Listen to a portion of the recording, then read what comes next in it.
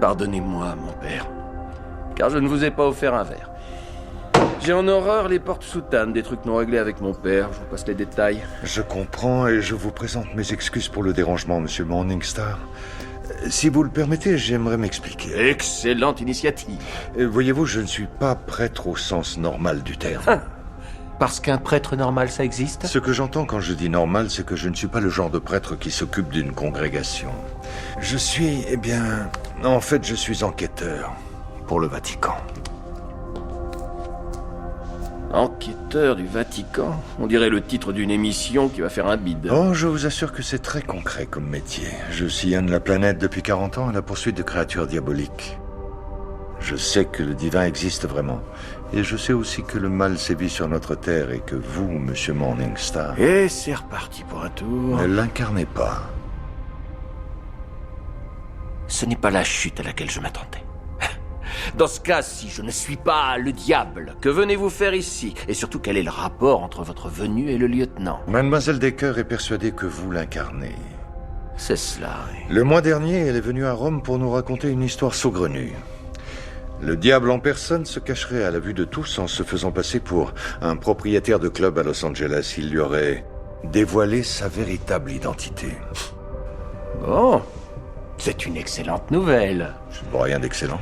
Comme le dirait ma psy, c'est tellement tendance. Bref, l'idée, c'est que discuter de ces problèmes, c'est la première étape vers leur résolution. Donc si le lieutenant avait un problème avec moi, selon toute vraisemblance, il serait résolu maintenant. S'il n'y a rien d'autre, mon père, je vous souhaite une belle journée. J'ai seulement estimé qu'il était de mon devoir de vous avertir. Parce que si elle est venue jusqu'à Rome pour nous rendre visite, c'est pour renvoyer le diable en enfer. Le lieutenant ne ferait jamais ça. Chloé est une bonne personne qui a un grand cœur. Ah, enfin, on est du même avis sur un truc. Quoi que ce soit qu'il est traumatisé au point d'entreprendre cette démarche, ça l'a bouleversée au plus profond d'elle-même. C'est à cause d'elle que je suis ici. Je vous conseille de faire très attention, monsieur Morningstar.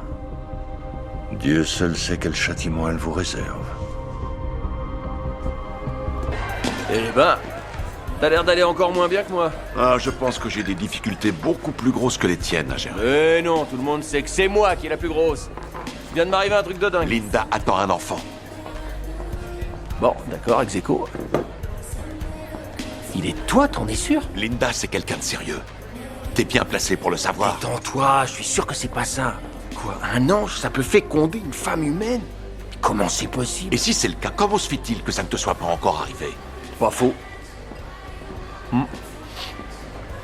Peut-être qu'il y a une autre explication? Tu crois que Linda est un être céleste déguisé en être vivant? Je me suis posé la même question. Peut-être qu'elle n'est pas humaine. Ou alors, peut-être qu'en perdant tes ailes, tu es devenu un simple mortel de base. Peut-être que tu es devenu plus humain que ce que tu crois. Ouais.